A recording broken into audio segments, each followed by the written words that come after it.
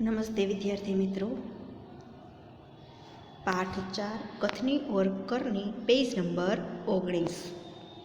विद्यार्थी मित्रों, આપણે ભાગ 1 અને 2 માં કથની ઓર કરની, કથનીનો અર્થ શું થાય? જે કહેવું હોય તે, જે કહેવાયેલું હોય તે, અને કરની અને જે આપણે કરીએ છીએ તે, જે વર્તન કરીએ છીએ તેને, એના વિશે આપણે અભ્યાસ કરેલો।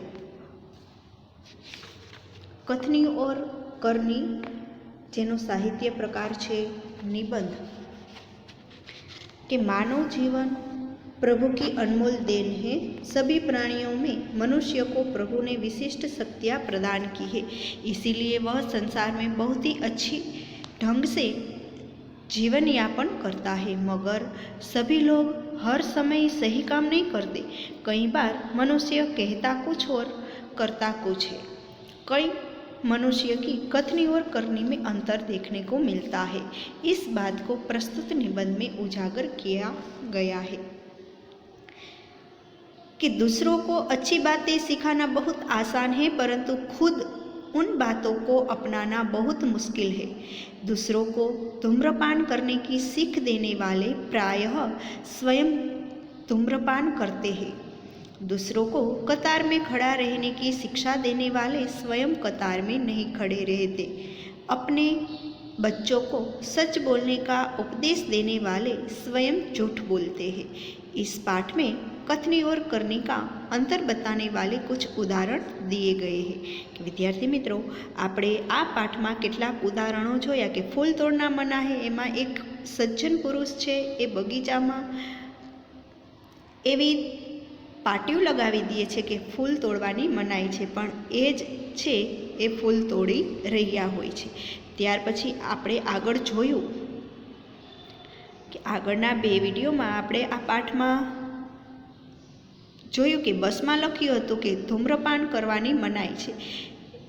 એ વખતે મુસાફરી કરતા જોયું કે એક મુસાફર બીડી સળગાવીને પીવા લાગ્યો। તેને જોઈને કંડક્ટરે કહ્યું કે ભાઈ સાહેબ, બસમાં બીડી સિગારેટ પીવાની મનાઈ છે। તેને સળગતી બીડી બારીમાંથી બહાર ફેંકાવી દીધી અને પોતે જ ડ્રાઈવરની કેબિનમાં જઈને ધૂમ્રપાન કરે છે। ત્યારે જેને કહેવામાં આવે છે ત્યારે તે કહે છે કે આ વાક્ય તમારા માટે છે, અમારા માટે નહીં। એ જ રીતે બીજું એક ઉદાહરણ પણ આપણે જોયું કે એક માણસે એક દુકાન પર ગયો અને સ્કૂટર દુકાન પાસે ઊભું રાખ્યું, તો દુકાનદારે ત્યાં સ્કૂટર ઊભું રાખવાની ના પાડી। તો સજ્જને કહ્યું કે મારે થોડા સમય માટે જ રોકાવાનું છે, હું તો સામાન લઈને હમણાં ચાલ્યો જઈશ। પણ દુકાનદારે કહ્યું કે દુકાનની સામે સડક વચ્ચે સ્કૂટર ઊભું રાખવું એ ઠીક નથી। તો સજ્જને શું કર્યું કે સ્કૂટર જ્યાં રાખવાનું જગ્યા હતી એ સ્થાને જઈને સ્કૂટર ઊભું રાખી દીધું। થોડીક વાર પછી એક બાળક આવીને, એક છોકરો આવીને એ જ દુકાન સામે સ્કૂટર ઊભું રાખે છે। ત્યારે પેલા સજ્જને દુકાનદારને કહ્યું કે તમે આને ના ન પાડી સ્કૂટર ઊભું રાખવાની। ત્યારે કહે છે કે આ તો મારો દીકરો છે। તો કેટલાક લોકો એવા પણ હોય જેઓ આવી આદર્શની વાતો કરે છે, પણ જ્યારે એને અપનાવવાનું હોય ત્યારે તે આદર્શ ભૂલી જાય છે। ત્યાર પછી આગળ હજી એક ઉદાહરણ હતું કે એક દિવસ એક સજ્જનના ઘરે તેમનો મિત્ર મળવા આવ્યો। બંને મિત્રો વાતો કરી રહ્યા હતા અને ત્યારે કોઈએ દરવાજો ખખડાવ્યો અને બારીમાંથી જોયું તો બહાર મકાન માલિક હતા। તેને 4 માસનું ભાડું માગવા વારંવાર આવતા હતા। એટલે તે સજ્જને શું કર્યું, બાળકને સમજાવીને બહાર મોકલ્યું। ત્યારે બાળકે કહ્યું કે પિતાજીએ કહ્યું છે કે તે ઘરમાં નથી। આ સાંભળીને બધા હસવા લાગે છે। ત્યાર પછી એક ઉદાહરણ હતું કે એક સજ્જને પોતાના પૌત્રને શીખવાડ્યું હતું કે આપણે કદી કોઈ ખોટી રીતે કામ કરવું જોઈએ નહીં, હંમેશા પોતાના વારાની રાહ જોવી જોઈએ। તો એક દિવસ તેઓ નળ અને વીજળીનું બિલ ભરવા જાય છે। તેમાં ત્યાંનો 8 વર્ષનો પૌત્ર પણ હતો। બિલ ભરનારાઓની લંબી કતાર હતી। તો આ સજ્જને એક જાણીતા વ્યક્તિને આ બિલ આપીને ત્યાંથી ખસી ગયા અને કહ્યું કે તમે આ બિલ છે એ ઘરે જ ભૂલી ગયા છો.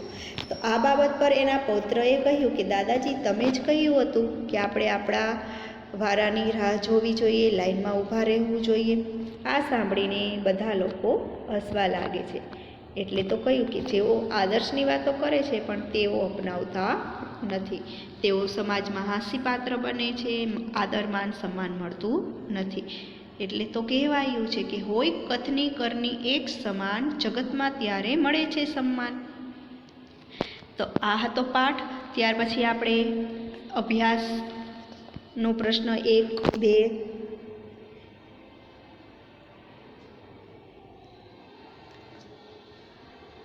ત્રીજો પ્રશ્ન આપણે જોયો.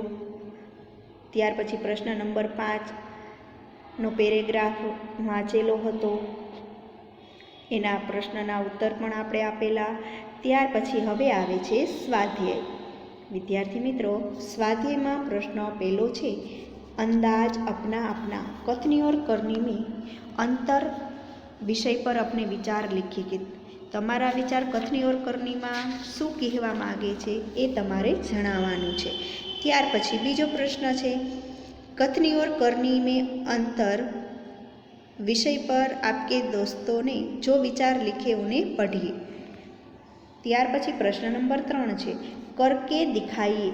कोष्टक में दिए गए शब्दों को उचित क्रम में रखकर उदाहरण के अनुसार वाक्य लिखिए. जो અહીં કોષ્ટક આપેલું છે અને રાઉન્ડ વર્તુળ કરેલું છે.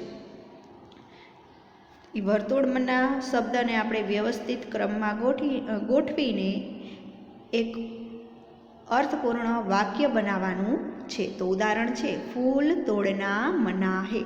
એ જ રીતે આપણે હવે બીજા વાક્ય લખવાના છે. તો તમારે હું અહીંથી જે શબ્દ બોલું એની ઉપર તમારે એ શબ્દ ગોતીને આવી રીતે વર્તુળ કરવાનું છે. તો સાથે પેન્સિલ લઈ લ્યો. જે શબ્દ બોલું એ ગોતીને તમારે એ શબ્દ ઉપર વર્તુળ કરવાનું, રાઉન્ડ કરવાનું છે. ચાલો, પેલું છે મેં, કર્યું રાઉન્ડ. હરરોજ, હરોજ શબ્દ ગોતીને એની ઉપર રાઉન્ડ કરો, મેં હરોજ.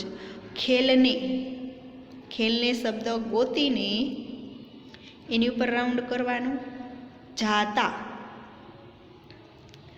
હું, જાતા હું.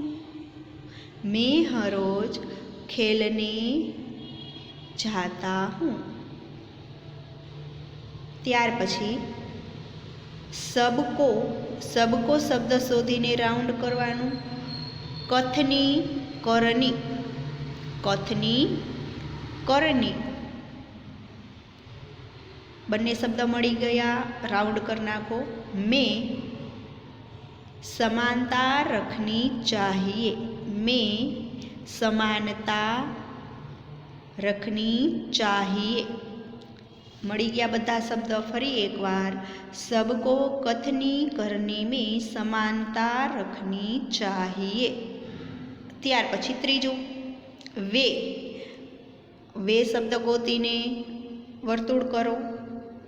कहीं से, कहीं, कहीं शब्द ऊपर અને પછી से, वे कहीं से. अच्छे, अच्छे शब्द ગોતીને રાઉન્ડ કરી દો. अच्छे. पौधे, पौधे शब्द મળ્યો, કરો રાઉન્ડ. लाए, वे कहीं से अच्छे पौधे लाए. ત્યાર પછી પેજ નંબર 26, ભાષા સજ્જતા છે. પઢકર સમજીએ. તમારે પણ પાઠ્યમાં ધ્યાન આપવાનું છે વિદ્યાર્થી મિત્રો कि रामजी भाई ने भैंस खरीद कर दूध घी बेचा और उसके गोबर की खाद से खेतों की उपज भी बढ़ाई. यह तो आम के आम और गुठलियों के दाम वाली बात हुई. यहाँ તમે જો આ શબ્દ ઉપર ધ્યાન આપજો. આમ કે આમ, गुठलियों के दाम. यहाँ रामजी भाई भैंस के दूध को बेचकर पैसे कमाते हैं. भैंस के गोबर की खाद बनाकर उसका भी उपयोग कर लेते हैं। इस प्रकार दूध और खाद दोनों का उपयोग करके मुनाफा कमा लेते हैं। जैसे कि आम खाकर उसकी गुठलियों का भी उपयोग किया जाए। दोनों प्रकार से लाभ होने पर यह लोकोक्ति कही गई है। लोगों के अनुभव पर आधारित और बाद में समाज में रूढ़ हो गई हो ऐसी बात या उक्ति को कहावत कहते। કે કહેવત કોને કહેવામાં આવે કે લોકોના અનુભવ અને ત્યાર પછી એવી ઉક્તિ જે સમાજમાં સ્થાપિત થઈ ગઈ હોય તે। આમ કે આમ ગુઠલીઓ કે દામ એનો અર્થ શું થાય તો કે દોહરા લાભ હોના। जैसी करनी वैसी भरनी तेनो अर्थ शू थाय कर्मों के अनुसार फल मिलना। साँच को आँच नहीं तेनो अर्थ शू थशे सच्चे व्यक्ति को कोई भय नहीं होता। काला अक्षर भैंस बराबर आनो अर्थ शू थाय के बिल्कुल अनपढ़। त्यार पछी निम्नलिखित वाक्यों को पढ़कर रेखांकित शब्दों को ध्यान से देखिए। हवे अहींया जे शब्द नीचे લીટી કરવામાં આવેલી છે એ શબ્દ ઉપર તમારે ખાસ ધ્યાન આપવાનું છે। પેલું વાક્ય છે हमें अहिंसा के पथ पर चलना चाहिए। पहाड़ की चढ़ाई बहुत कठिन होती है। हमारे व्यवहार में विनम्रता होनी चाहिए। महात्मा बुद्ध ने शांति, दया और प्रेम का संदेश दिया। क्षमा वीरों का आभूषण है।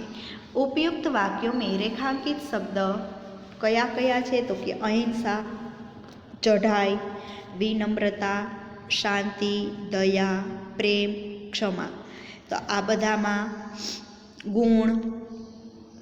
गुण जोवा मळे छे, दोष जोवा मळे छे, भाव, दशा आदि का बोध कराते।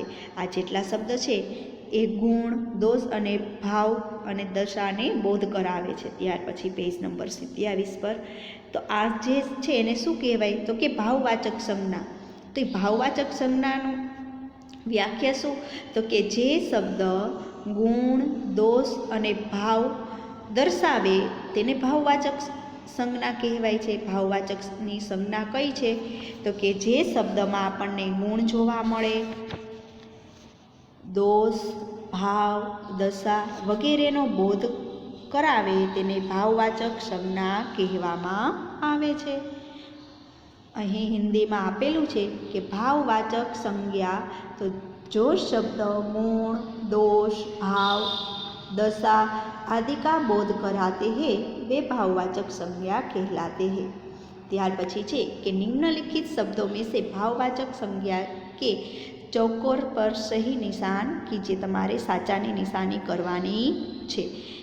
तो हूँ अहींथी शब्दों बोलूँ छूँ, तमारे ए शब्द पर साचानी निशानी करवानी छे। पहलो शब्द छे सच्चाई। सच्चाई में शू जोवा मळे छे तो कि गुण छे एनो सच्चाई। त्यार पछी ऊंचाई, बचपन आ स्थिति दशा बतावे छे। बचपन, लंबाई, अमीरी, बुढ़ापा। फरी एक बार जेटला शब्द बोली छूं अहीं एना शब्द पर तमारे साचानी निशानी करवानी छे। सच्चाई, ऊंचाई, बचपन, लंबाई, अमीरी और बुढ़ापा। त्यार पछी आगळ आपेलुं छे कि निम्नलिखित वाक्यों को पढ़िए, रेखांकित शब्दों को ध्यान से देखिए। रेलवे स्टेशन पर लोगों की भीड़ रहती है। बीजू वाक्य छे बच्चों की टोली होली खेलने निकली है। त्रीजू सभा में कई लोग इकट्ठे हुए। तो उपयुक्त वाक्यों में रेखांकित शब्द भीड़, टोली और सभा है। इसे समूहवाचक संज्ञा कहलाते हैं। टूंकमां समूहवाचक संज्ञा कोने कहेवाय कि जे समूहनो बोध करावे तेने। समूहवाचक संज्ञा कोने कहेवाय तो कि समूहनो बोध करावे तेने समूहवाचक संज्ञा कहेवामां आवे छे। ત્યાર પછી આગળ પુનરાવર્તન 1। વિદ્યાર્થી મિત્રો, પુનરાવર્તનમાં આપણે આગળ જેટલા પાઠનો અભ્યાસ કર્યો એનામાંથી પ્રશ્ન પૂછેલા છે। पहलो ज प्रश्न है कि चिड़िया कब खुशी के गीत गाती है? तो चिड़िया बहुत सुबह उठकर खुशी के गीत गाती है। सेठ ने कुत्ते को क्यों मुक्त किया? तो सेठ के यहाँ चोरों ने डाका डाला था। कुत्ते ने चोरों का पीछा किया।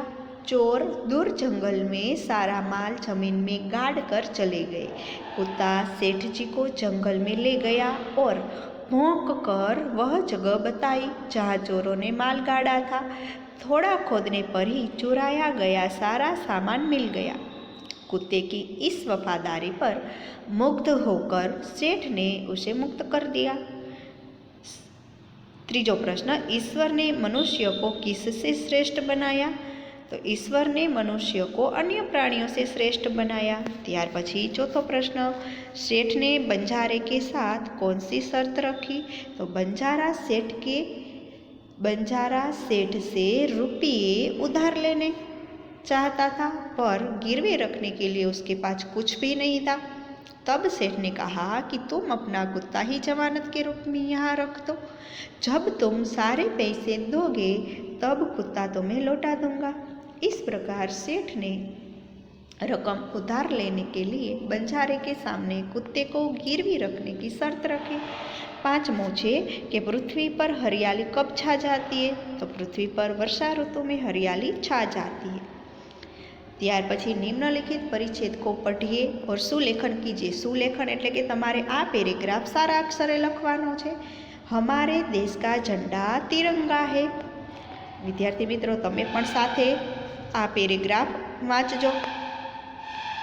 हमारे देश का झंडा तिरंगा है। ऊपर केसरिया रंग, बीच में सफ़ेद रंग और नीचे हरा रंग। सफ़ेद पट्टे पर बीच में एक चक्र है। इस चक्र को अशोक चक्र कहते हैं। झंडे के ऊपर का केसरिया रंग वीरता और बलिदान का संदेश देता है। बीच का सफ़ेद रंग और अशोक चक्र शांति और उन्नति की राह पर आगे बढ़ने की प्रेरणा देते हैं। नीचे का हरा रंग विकास करते हुए समृद्धि प्राप्त करने का सूचक है। હવે આ પેરેગ્રાફ તમે વાંચ્યો। હવે પ્રશ્ન નંબર 3, टीवी देखने से लाभ हानि पर चर्चा कीजिए आ विषय पर। ત્યાર પછી निम्नलिखित शब्दों को शब्दकोश के क्रम में लिखिए। तो विद्यार्थी मित्रों, शब्दकोशना क्रम में लखीए त्यारे कई वातનું ધ્યાન રાખવાનું કે સૌ પ્રથમ સ્વર લેવાના, સ્વર પછી વ્યંજન લેવાના। તો હવે આમાં સ્વર હોય એ શબ્દ પહેલા લેવાનો। पहलो शब्द आवशे अपूर्व, कार्य, चिंता, झूठ, ज्ञान, पर्यटन, प्रसाद, विद्यार्थी अने हल्दी। फरी एक बार तमे अहींया नंबर आपता जाजो। अपूर्व पर 1 नंबर, कार्य 2 नंबर, चिंता 3, ए रीते झूठ, ज्ञान, पर्यटन, प्रसाद, विद्यार्थी और हल्दी। त्यार पछी प्रश्न नंबर 5, शब्दकोश के सही क्रम में लिखिए।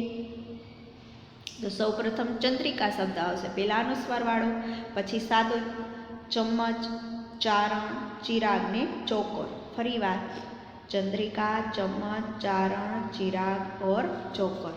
तो विद्यार्थी मित्रों, अहीं आपणे आ पाठ पूरो करीए छीए। अस्तु। जय हिंद। वंदे मातरम।